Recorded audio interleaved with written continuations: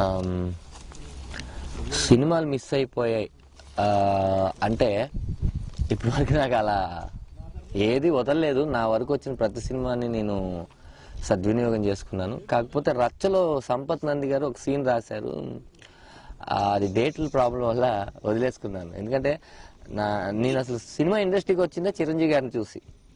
నా దురదృష్టం ఏంటంటే నేను ఇప్పుడు వస్తున్నప్పుడే చిరంజీవి గారు సినిమాలు చేయడం మానేశారని తెలిసి గుండె పగిలిపోతుంది నాకు. కాకపోతే పరుగు అల్లు అర్జున్ గారితో చేశాను.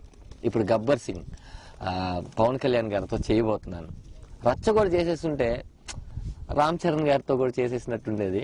అయితే ఇంకా నేను కన్ఫామ్ గా ఫ్యామిలీతో డెఫినెట్ గా అందరితో సినిమాలు చేసేస్తాను. అదైతే అలాగే నేను గొడవ అని ఒక చిన్న సినిమా, అంటే చిన్న సినిమా కాదు పెద్ద సినిమా, సారీ ఏదో ఫ్లోలో వచ్చింది.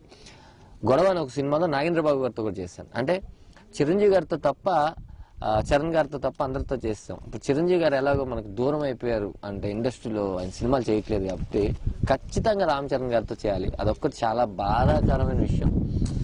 కానీ మళ్ళీ ఇంకా షూటింగ్ అయిపోలేదు కాబట్టి డెఫినెట్ గా ఏదో ఒక చిన్న షార్ట్ లైన్ వెనకాల అలా కనిపిస్తాను అంతే. ఏది ఇప్పటి వరకు మిస్ కాలేదు. ఒకవేళ నాకు తెలియకుండా ఏమైనా మిస్ అయినాయేమో, ఐ డోంట్ నో.